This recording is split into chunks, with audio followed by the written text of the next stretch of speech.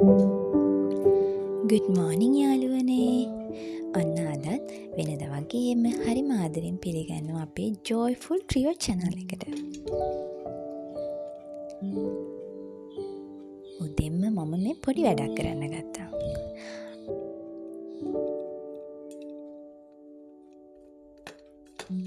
අද උදේ කරිවිල කරලක් ඉතින් බැදලා සම්බෝලේ ඇතම මෙන්න මේ තියෙන්නේ කරිවිල කරල ඇතුළේ තිබුණු මේ ඇට ටික. මේ දවස්වල ඉතින් මම වගාව පටන් ගත්තනේ. ඉතින් මේ ඇට ටික මම මේ හදන්නේ මේ සෝදලා වේලලා අරන් තියාගන්න. අරන් තියාගන්න කියන්නේ ඉතින් මෙතනින් 2-3ක් හිටවන්නත් ඕනි. ඒකත් තියලා මේ දවස්වල ඉතින් අපේ ගෙදර වැඩිපුර කෙසෙල් කනවා.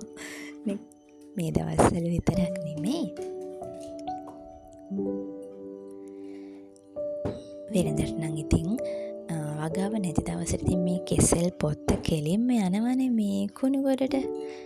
කුණුගොඩට කියන්නේ ඉතින් මම මේවත් දාන්නේ කෙසෙල් ගස් මුලටම තමයි.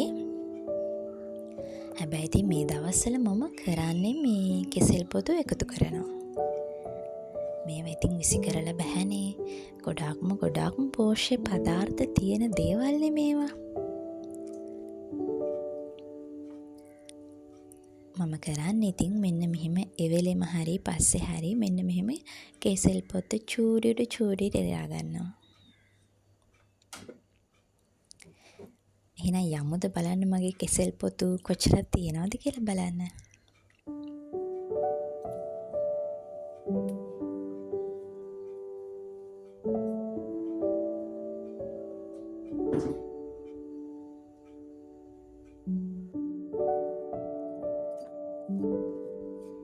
මේ කෙසෙල් පොත්ත පිටිමනම් දාලා තියෙන ඉතින් පුතා.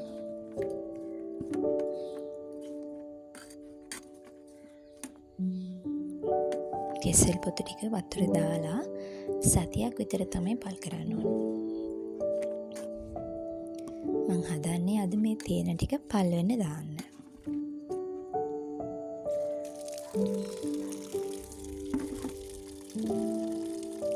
අපි හැමෝම ආසයිනේ නේද වස්ස විස නැති එළවලු කන්න.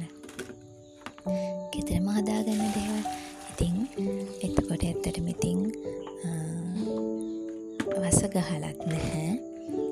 ඒකින් අපිට මානසික තෘප්තියකුත් ලැබිලා තියෙනවා. මම මේ ලොකු බකට් එකට දැම්මට ඉතින් ඒක වහගන්න හරියට පියනක් තිබුණේ නැහැ. මොකද මේක මේ තද වෙන්නම වහන්න ඕනේ නැත්තම් මදුරෝ එහෙම බෝ වෙන්න ගන්නවනේ. මම මෙහෙම හොඳට තද කරලා වහලා තියෙනවා. ආයෙත් මේක බලන්න වෙන්නේ සතියකින්. ඊට පස්සේ බලමුකෝ මේක කොහොමද අපි පැලවලට දාන්නේ කියලා.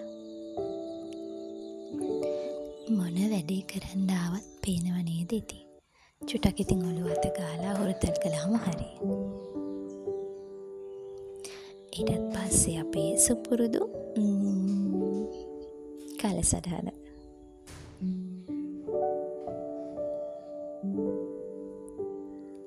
දැන් මෙහෙම හොඳට අවුව වැටුණට මේ දවස් කීපෙම මොරසුවරණ වැසි වැටුණා. මේ තියෙන්නේ ඩීප් ක්ලීනින් නෙමෙයි සාමාන්‍ය දවස්වල සාමාන්‍ය විදිහට කරන පිරිසිදු කිරීම.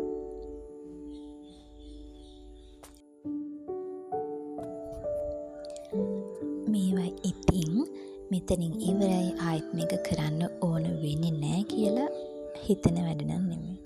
හැමදාම ඉතින් අපි මේ දේ කරනවනේ. අපි ගත්ත බඩුවක් පිරිසිදුව ලස්සනට තියාගන්න නම් ඉතින් අපි ඉතින් අනිවාර්යයෙන්ම මේ දේවල් කරන්නම ඕනි.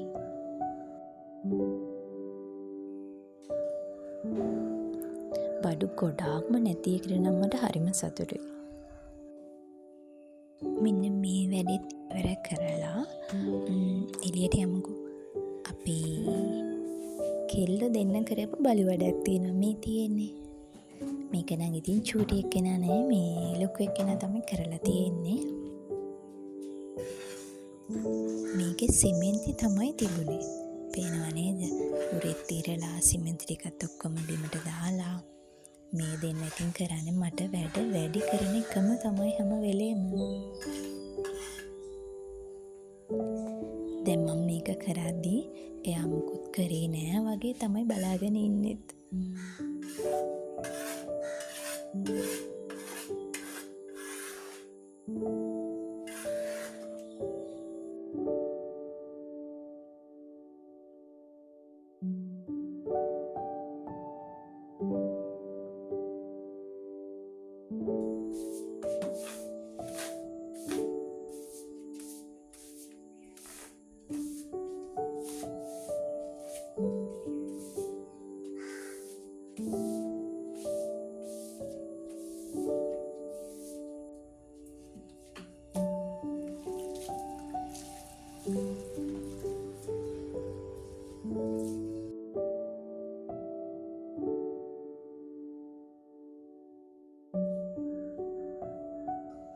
අන්න ඉතින් ඒ වැඩෙත් හරි.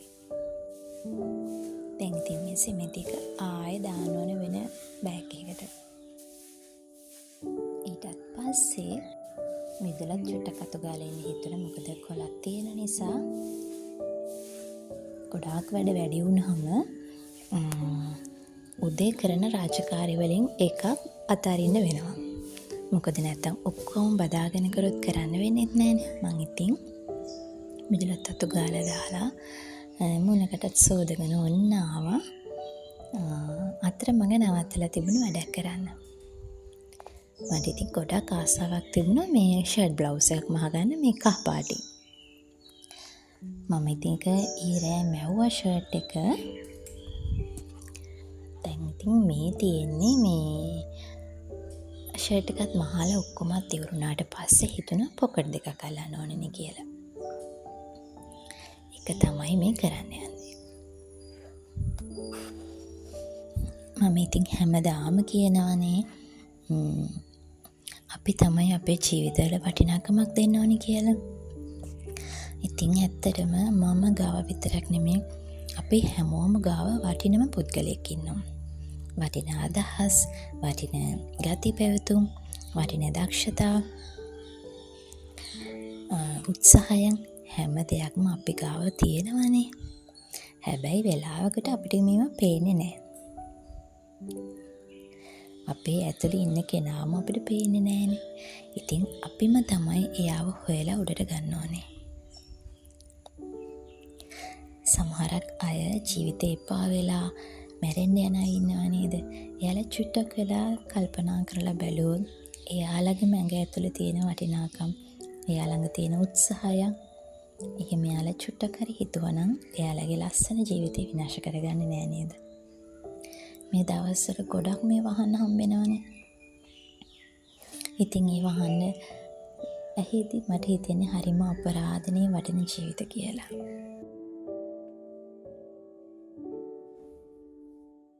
අපි අපේ ළඟ තියෙන වටිනාකම් අඳුනගත්තොත් අපි ගොඩාක් වෙලාවට ජීවිතේ කලකිරෙන අවස්ථා ගොඩාක් අඩු වෙනව නේද? ඒ වගේම ඒ වටිනාකම් නිසා ඔයා හරිම ශක්තිමත් වෙනවා. මේ බලන්නකෝ මම ඉතින් මේ පොකට් එක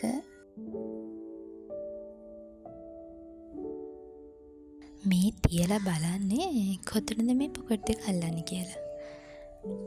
හැමදාමත් එකම විදිහට නැතුව මට හිතුණා මේ පොකට් එකම මෙන්න මෙහෙම ෂර්ට් එකේ පහලින් අල්ලගත්තොත් හොඳයිනේ කියලා.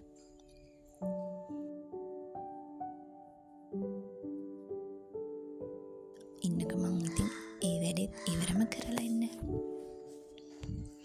ඉතින් මං කිව්වනේ ඉතින් අපි ළඟ ඉන්න වටිනාකම් අපිම හොයාගන්න ඕනි කියලා.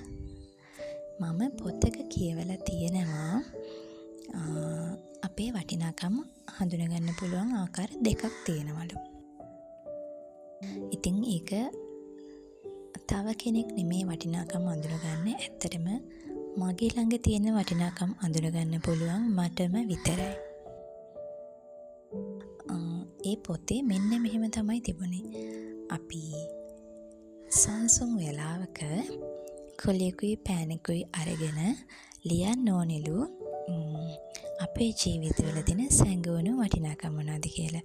අපේ අපිට හිතෙන අපිට දැනෙන ඒ පුංචි දෙයකින් වුණත් අපිට හිතා ගන්න පුළුවන්ලු මගේ ළඟ තියෙන වටිනාකම්. ඔයා ළඟ තියෙන වටිනාකම් මොනවද කියලා.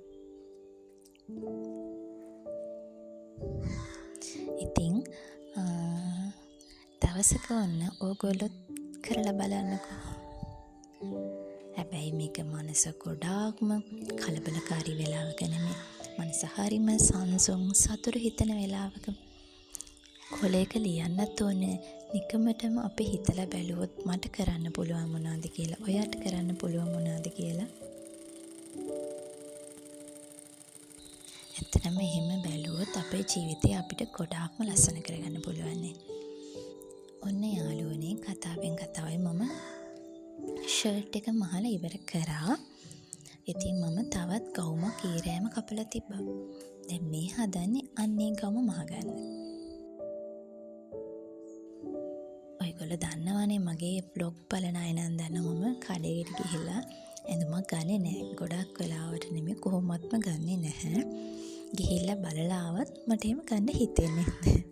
ඉතින් මමම තමයි මගේ ඇඳුම් මට ඕන විදිහට ඩිසයින් කරගෙන මහගන්නේ. ඉතින් දැන් නත්තලට එක ගවුමක් වැහුවට දැන් මට හිතුණා මගේ ළඟ තියෙන ඇඳුම් ටික චුට්ටක් පරණයි වගේ කියලා. ඒක නිසා දැන් මම කරන්නේ මම දැන් රෙදි ಜಾති 2-3ක් අරගෙන තියෙනවා. හැබැයි ඒවා එකපාර ගත්තේ ඒවා නෙමෙයි. සැරින් සැරේ ගිහිල්ලා අරගෙන ගෙනල්ලා තියෙනවා. ඉතින් ඉඩක් ලැබෙන හැම වෙලාවකම මම කරන්නේ මටම ඇඳුමක් මහගන්නවා. ඔන්න මම මේ මාසෙට මේ මහන්නේ 3 වෙනි ඇඳුමට. ඇඳුම් වලින් ඔන්න එහෙම තමයි මම සැලිතුරු කරන්නේ.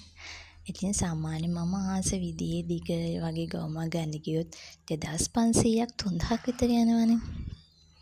හැබැයි ඉතින් රෙදි වලට එච්චර ගාණක් යන්නේ නැහැනේ. ඉතින් ඒක නිසා රෙදි අරගෙන ඇවිල්ලා ඒකෙත් වෙනස් අත්දැකීමක් තියෙනවා. මොකද අපි කඩේකට ගිහාම එතන මහලා තියෙන ඇඳුමක්නේ අපිට තෝරගන්න වෙන්නේ. හැබැයි අපි මහන්න දන්නවා නම් අපිට අපි කැමති ෆැබ්‍රික් එකකින් අපි ආස විදිහට ඇඳුමක් මහගන්න පුළුවන්නේ. මං හිතන්නේ අතන තෝරා ගැනීම වැඩි. අපි මහගන්න එකේදී. නැත්නම් ඉතින් අපිට තවත් කෙනෙකුට මහන්න දෙන්නත් පුළුවන් නේද? ඔන්න ඉතින් මම මේ ගවුමත් මහලා ඉවර කරා. දැන් මේ මහන්නේ වාටික. ඇත්තටම ඉතින් මම ෆැබ්‍රික් එක නම් ගෙනාවේ මගේ මේ පෑන්ට් එකට টොප් එකක් විදියට මහගන්න. හැබැයි ඊටත් පස්සේ හිතුණා ගවුමක් මහගත්තොත් හොඳයිනේ කියලා. ගෙනාවේ රෙදි 1.3 කාලයි. සාමාන්‍යයෙන් ඉතින් මට ගවුමක් මහනවා නම් මම ගන්නවා 2.5ක් වගේ. හැබැයි මේ 1.3 කාලෙන් මම කොහොම හරි ඇඳුමක් මැහුවා. රෙද්ද ගෙනල්ලා අපිම මහගන්නවා නම් ඉතින් ඒක එහෙට මෙහෙට කරලා අර පිරිමැස්මක් ඇතුව මේ රෙද්ද කපලා මහගන්න පුළුවන්. ආයෙත් අපි කතාවට යමුකෝ දැන්. තවත් කෙනෙක්ගේ දුකට පිහිටක් වෙන්නත් පුළුවන් නම් අපේ පවුලට අපි වගකීම් යුතුකම් හරියට මිදුටු කරනවා නම් අන්න ඒවත් අපි ළඟ තියෙන වටිනාකම් තමයි. ඉතින් මෙහෙම අපි කොලයක ඇත්තටම ලියලා බැලුවොත් වටිනාකම් 1-2ක් නෙමෙයි මහා ගොඩක් තියෙනවා අපි ළඟ. ඉතින් චුට්ටක් හිතලා බලන්න. ඒ අතරේ අපි මෙහෙම ලියද්දී අපිට අපි මෙච්චර කල් අපි ළඟ අපි දැනන් හිටියේ නැති වටිනාකමත් අපිට හොයාගන්න පුළුවන් වෙනවා. එහෙම වුණාම ඇත්තටම ජීවිතේ එපා වෙන්නේ නෑ නේද? හරි වටින මිනිස්සෙක් කියලා දැනගත්තාම මම ප්‍රාර්ථනා කරනවා ඉතින් හැම දෙනෙකුටම එහෙම තමන්ගේ වටිනාකම් තමන් තුළ ඉන්න හැකියාවන් හැම කෙනෙක්ටම අඳුරගන්න පුළුවන් වෙන්නේ කියලා. එහෙම වුණාම තමන් විහිම්ම තමන්ව නැති කරගන්න එක නතර වෙයි. ජීවිතේ එපා වෙන්නේ නැති වෙයි. මට නම් හිතෙන්නේ එහෙමයි. මම කලින් කිව්වනේ අපි ළඟ වටිනාකම් හඳුනාගන්න දෙවිදියක් තියෙනවා කියලා. මම ඒ කිව්වේ පළවෙනි ක්‍රමය විතරයි. දෙවෙනි ක්‍රමේ ආයෙ දවසක තවත් vlog එකකින් අරගෙන එන්න. ඔන්න මම ආයෙත් එනකන් මගේ ආදරණීය හැම යාළුවෙක්ම හරිම සතුටින් පරිස්සමින් ඉන්න ඕනේ. ජීවිතේ හැමදාම ජයම විතරක් ලැබෙන්න කියලා ප්‍රාර්ථනා කරනවා. ඉතින් ආයෙ දවසක හමු වෙනකන් ඔයගොල්ලෝ හැමෝටම චෙස් පිහිටයි. මම මේ වැඩ ඔක්කොම දෙකට කලින් මට ඉවර කරගන්න ඕනා මේ මහා නැඳුම් ටික. මොකද අපේ පුතා 2:15ට විතර ආවම මට ඉතින් මැෂින් එකත් එක්ක ඉන්න වෙන්නේ නැහැ.